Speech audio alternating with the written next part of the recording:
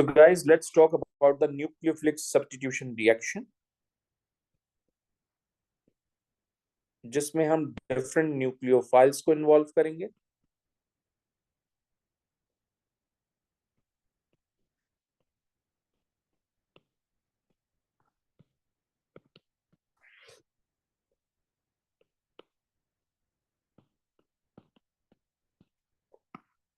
और बात समझाने के लिए मैं प्राइमरी अल्काइल हाइड ले रहा हूं। मैं यहां रख लेता हूं CH3, मैं यहां लिखता हूं CH2 एंड गाइस यहां क्लोरीन ले लेते हैं। This is your primary alkyl hide. तो जो explanation reagents, conditions, type of reaction में इस अल्काइल हाइड के लिए बताऊंगा, तमाम अल्काइल हाइड्स के लिए भी वही सेम सिनेरियो होगा। ठीक है।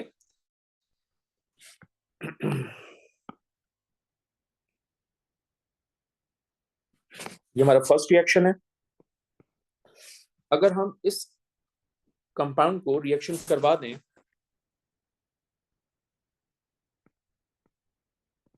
NaOH के साथ अंडर हीट, तो अभी हमने थोड़ी देर पहले ये रिएक्शन भी करके दिखाया, ये मैकेनिज्म भी करके दिखाया है। ये CH3 एज इट इज, ये CH2 as it is, and obviously chlorine की जगह पर क्या आ जाएगा, OH। ये आपकी प्रोडक्ट हो गई इथेनॉल, और यहां से क्या बनेगा, NaCl। That's your ethanol. Okay.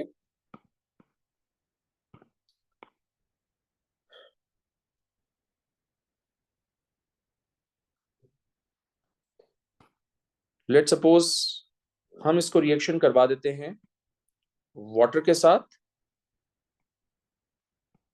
और हम इसको हीट कर देते हैं।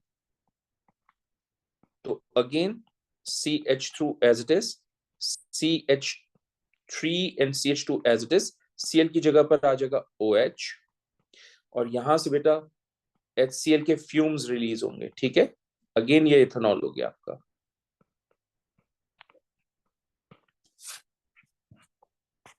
Next is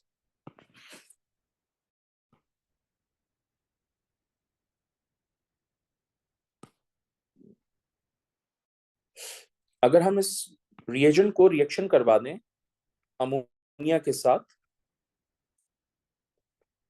in ethanol, and of course ये ethanol as a solvent use होगा।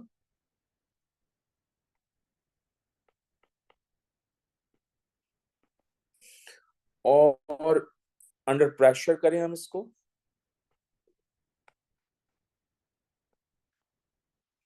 इन सम बुक सील्ड ट्यूब भी लिखा हुआ आता है, वो भी लिख सकते हैं आप, under pressure in sealed tube. तो क्या होगा, यहां से एक H और यहां से Cl, दोनों मिलकर बनाएंगे HCl। अब जाहिर सी बात है, यहां से H चला गया तो NH2 लेफ्ट, ये NH2 इस क्लोरीन की जगह पर सब्स्टिट्यूट होगा। तो ये CH3 as it is, CH2 as it is, and obviously NH2 attach होगा। NH2 is amine functional group, 2 carbon का एमाइन है। NH2 को हम अमीनो बोलेंगे, और 2 कार्बन एटम को इथेन कहते हैं। So it's amino ethane is the product. Alright, याद रखिएगा, क्योंकि ये प्राइमरी अल्काइल हाइड है, तो ये भी SN2, ये भी SN2, ये भी SN2। Okay. Now the next and my favourite, examiners favourite reaction is,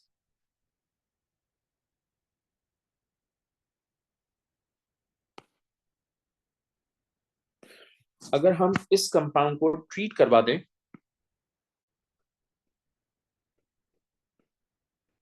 sodium cyanide के साथ, जरूरी नहीं है सोडियम साइनाइड हो, it can be potassium cyanide in ethanol, and again ये जो इथेनॉल है ये आपका सॉल्वेंट होगा। अंडर रिफ्लक्स, और मैं अल्कोहल के चैप्टर में बता चुका हूं कि रिफ्लक्स कब होता है, क्यों होता है। ठीक है। तो CH3 will remain as it is, CH2 will remain as it is, chlorine substitute हो जाएगा साइनाइड से, क्योंकि मैंने कहा था कि साइनाइड स्ट्रॉन्ग न्यूक्लियोफाइल है, वो आकर अटैच हो जाएगा। और ऑर्गेनिक केमिस्ट्री में साइनाइड को क्या कहते हैं, नाइट्राइल। 3 कार्बन एटम का नाइट्राइल इज प्रोपेन नाइट्राइल।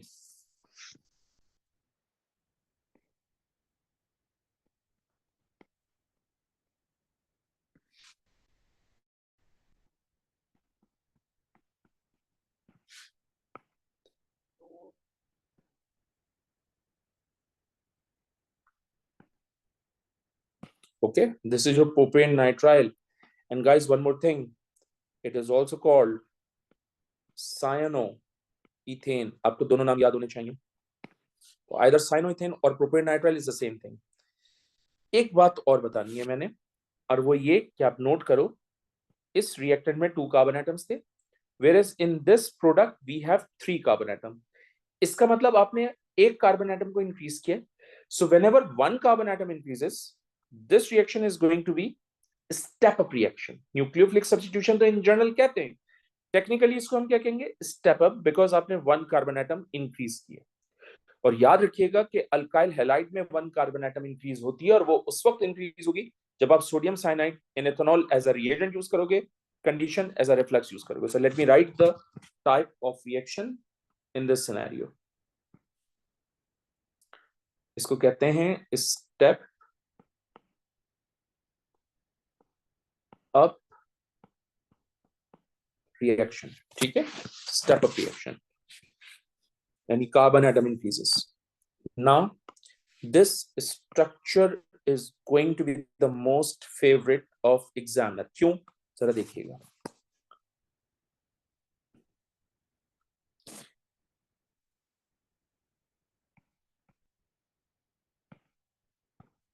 अगर मैं साइनोइथेन को रिएक्शन करवा लूं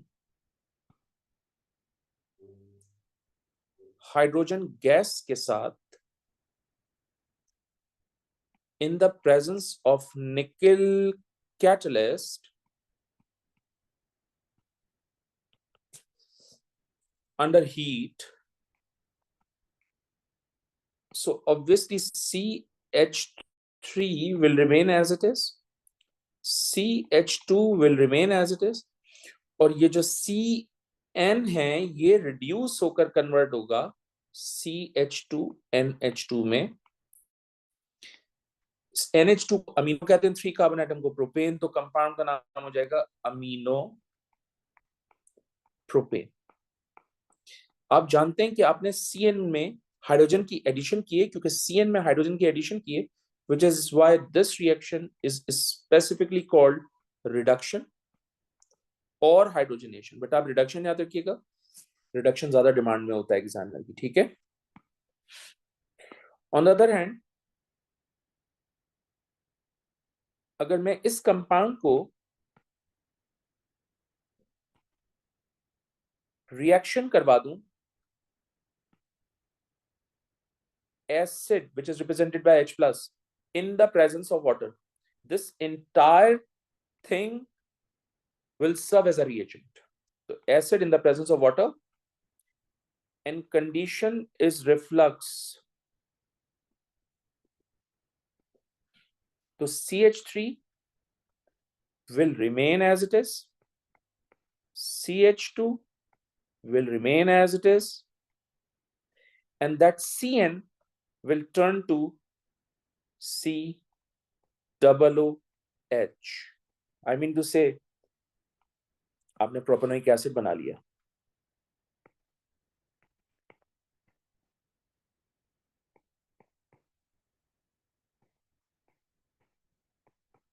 ओके, और साथ में अमोनिया गैस भी रिलीज होगी.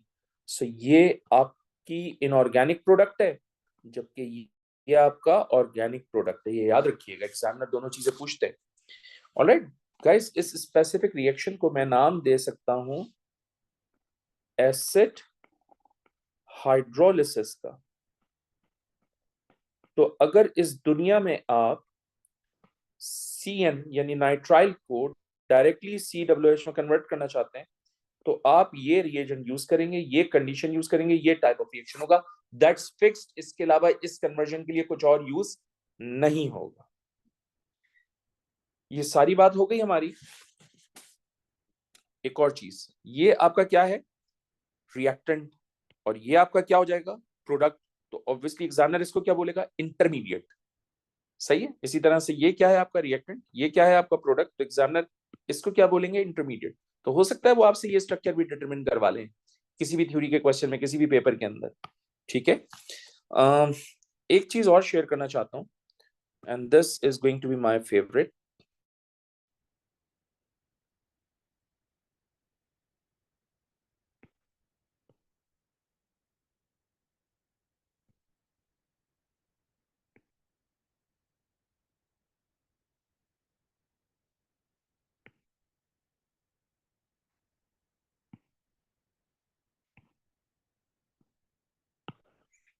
आप नोट करें मैंने यहां पर H+ वाटर लिखा था एसिड हाइड्रोलिसिस के लिए। एग्जामिनर इसके ऑल्टरनेट रिएजेंट्स इस तरह से लिख सकता है, H+ एक्वस। एग्जामिनर इस तरह से भी लिख सकता है, H3O+ aqueous. Examiner dilute HCl लिख सकता है, एग्जामिनर डाइल्यूट H2SO4 लिख सकता है। हो सकता है एग्जामिनर HCl एक्वस लिख दे।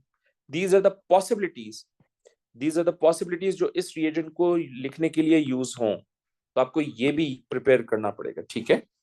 ये इस रिएजेंट को लिखने के ऑल्टरनेट मेथड्स हैं और ये सब आपको याद रखना है, ठीक है। ये न्यूक्लियोफिलिक सब्स्टिट्यूशन हो गया। Let's talk about some important stuff. हम यहां मैकेनिज्म विद अमोनिया करके दिखा देते हैं।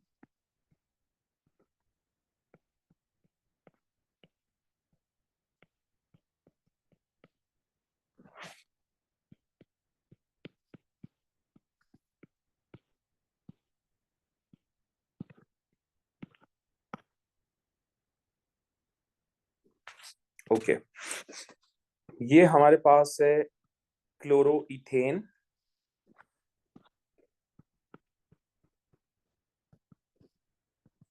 This chlorine has slight negative charge, this carbon has slight positive charge।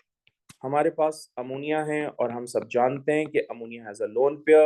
If it has a lone pair, then it means it will serve as a nucleophile। If it will serve as a nucleophile, इसका मतलब ये इस carbon के साथ reaction करेगा। At the same time यहाँ से chlorine in the form of chloride चला जाएगा। आप चाहें तो इस मैकेनिज्म को पेंटावेलेंट ट्रांजिशन स्टेट की फॉर्म में भी बना सकते हैं, वो मैं सिखा चुका हूं, तो मैं एक ऑल्टरनेट वर्जन दे रहा हूं, ये भी आप एग्जामिनर को लिख के दे सकते हैं अगर नंबर ऑफ मार्क्स कम है तो। ये CH3 एज इट इज, ये CH2 एज इट इज। आप जानते हैं ये नाइट्रोजन, इस नाइट्रोजन के साथ 3 बॉन्ड्स, क्योंकि नाइट्रोजन के अराउंड 4 कोवलेंट बॉन्ड्स हैं, विच इज वाई नाइट्रोजन के ऊपर पॉजिटिव है। और यहां से आ जाएगा आपके पास क्लोराइड आइंस। अब ये क्लोराइड आइंस रिएक्शन में इन्वॉल्व होंगे। देखो नाइट्रोजन एक मोर इलेक्ट्रोनेगेटिव एलिमेंट है और अगर उसके ऊपर पॉजिटिव चार्ज आता है तो वो एक अनस्टेबल कंडीशन होती है। स्टेबल होने के लिए nitrogen needs to neutralise its positive charge and for that nitrogen needs only 1 electron. Obviously it will take the electron from carbon atom, not carbon atom in fact, my bad, not carbon atom। Obviously it, or you can say कि उसको एक electron remove करना है तो वो एक electron remove करने के लिए either it will take the electron from carbon or either it will take the electron from hydrogen। obviously अगर वो कार्बन से इलेक्ट्रॉन लेगा तो वापस इस सिचुएशन पर चला जाएगा which is useless। तो अल्टीमेटली उसने हाइड्रोजन से इलेक्ट्रॉन लेना है और इलेक्ट्रॉन को जिस तरह से लेगा वो, ये क्लोराइड इस हाइड्रोजन से रिएक्शन करेगा और रिएक्शन करके ये कन्वर्ट हो जाएगा गाइस HCl में। और ये जो हाइड्रोजन का इलेक्ट्रॉन है ये इस नाइट्रोजन के पास शिफ्ट होगा ताकि नाइट्रोजन का पॉजिटिव चार्ज रिमूव हो जाए। तो ये हो जाएगा आपके पास CH3 CH2 and then NH2। okay, that's the mechanism। तो attacking of nucleophile and ejection of halides takes place simultaneously, right। एक और देखिए,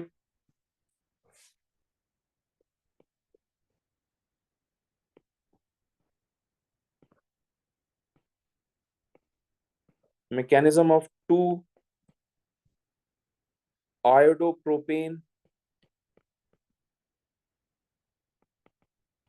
with CH3O negative and CH3O negative आप जानते हैं न्यूक्लियोफाइल था, राइट। सो 2-iodopropane कह रहे हैं।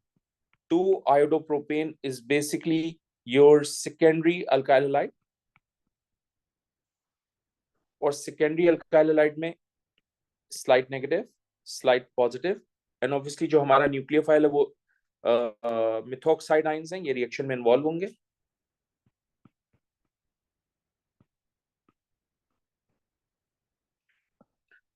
तो ये मिथॉक्साइड आयन इससे रिएक्शन करेगा, बॉन्ड बनाएगा, at the same time iodine in the form of iodide ion चला जाएगा। आप नोट कर रहे हैं, ये एक सेकेंडरी अल्काइल हैलाइड है, और इस सेकेंडरी अल्काइल हैलाइड में attacking of nucleophile and injection of halide ions takes place simultaneously, which means हम SN2 मैकेनिज्म की बात कर रहे हैं यहाँ पर।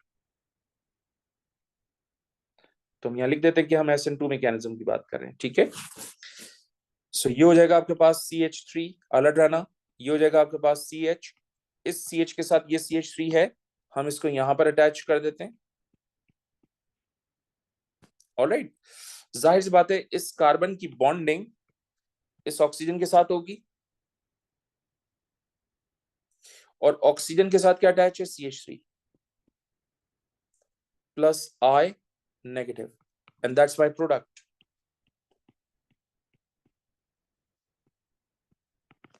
सो आपने देखा, मैंने SN2 मैकेनिज्म करके दिखाया आपको सेकेंडरी अल्काइल हैलाइड में। अगर एग्जामिनर इसी को यूज कर ले और SN1 बोले तो फिर जाहिर सी बात है आप कार्बोकैटायन बना के फिर 2 स्टेप में करके दिखाओगे।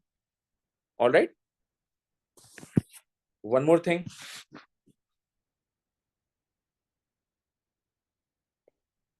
लेट्स सपोज मेरे पास एक अल्काइल हैलाइड है,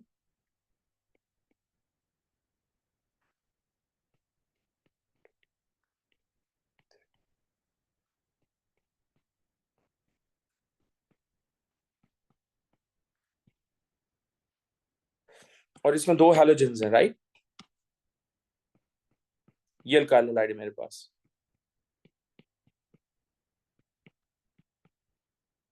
how many carbon atoms we have, 1 2 3 4 5 6 7 8, यानी फर्स्ट और फिफ्थ कार्बन के ऊपर ब्रोमीन लगे हुए हैं, ये याद रखिएगा। और हम अब इसको रिएक्शन करवा रहे हैं अमोनिया से।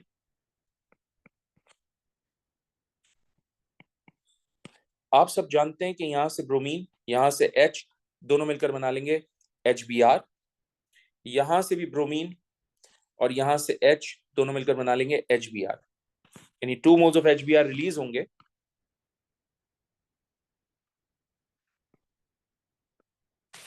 ये 2 मोल्स ऑफ HBr यहां से रिलीज हो गए, प्लस अब मैंने जाहिर सी बात है जो रिमेनिंग स्टफ है मैंने उसको कंबाइन करके लिखना है। तो आप नोट करें, आपके पास NH है, ये लिखा मैंने, इस NH के बाद ये वाला बॉन्ड है, इसको लिखूंगा मैं, इस बॉन्ड के साथ ये CH2 है, ये CH2 है, इसको लिखूंगा मैं,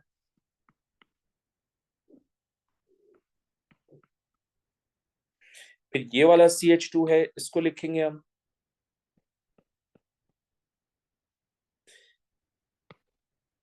फिर ये वाला CH2 है, इसको लिखेंगे हम, देन दिस CH, इसको लिखेंगे हम। आप नोट करें, इस CH के साथ ये वाला बॉन्ड है, इसको ज्वाइन कर देंगे, और इस CH के साथ ये पूरा ग्रुप अटैच है, इसको लिखेंगे, ताकि CH की वैलेंसी सेटिस्फाई हो जाए, राइट। सो इस पूरे स्ट्रक्चर को स्केलेटल फॉर्म में ऐसे लिख सकता हूं मैं, और एग्जामिनर भी तो लिख सकते हैं स्केलेटल फॉर्म में इस तरह से, लाइक दिस, ये नाइट्रोजन, ये हाइड्रोजन, ये आ गया, एंड ऑब्वियसली गाइस ये जो आपके पास CH2 CH2 CH3 है, इसको आप इस तरह से लिख सकते हैं, ये हुआ CH2, ये हुआ CH2, और ये हो गया CH3। और जरूरी नहीं है कि एग्जामिनर सिर्फ ये स्केलेटल स्ट्रक्चर इस तरह से लिखे, एग्जामिनर यहाँ CH2, यहाँ भी CH2, और यहाँ CH3 इस तरह से लिख सकता है। ये भी न्यूक्लियोफिलिक सब्स्टिट्यूशन रिएक्शन है, ऑलराइट। और आप नोट करें, ये न्यूक्लियोफिलिक सब्स्टिट्यूशन रिएक्शन इसलिए है क्योंकि अमोनिया आ रहा है और वो हैलाइड आयंस को रिमूव कर रहा है। एक और बात, ये हमारी थर्ड इंफॉर्मेशन थी, लास्ट वन। बहुत से बच्चे क्वेश्चन करते हैं, कहते हैं सर अगर हम टर्शियल अल्काइल हैलाइड लें और इस टर्शियरी अल्काइल हैलाइड को हम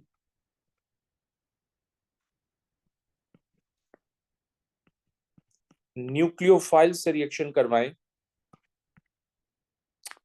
my God,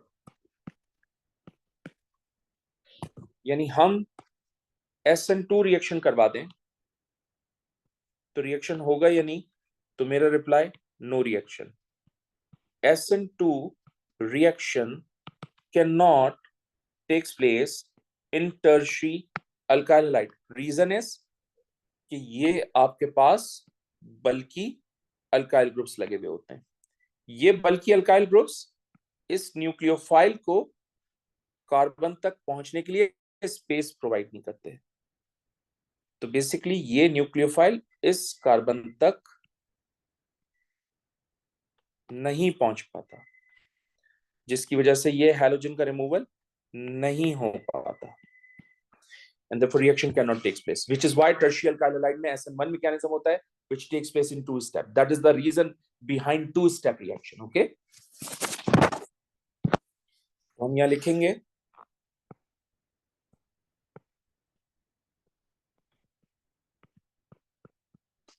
three bulky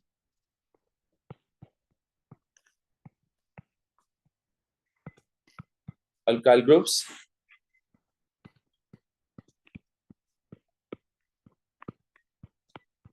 do not provide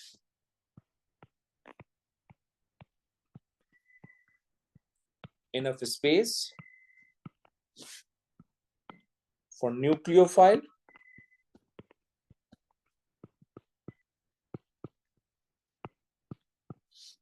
to interact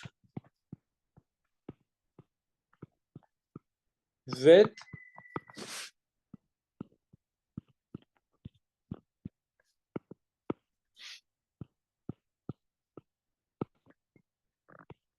electron deficient carbon. Hence, reaction cannot take place.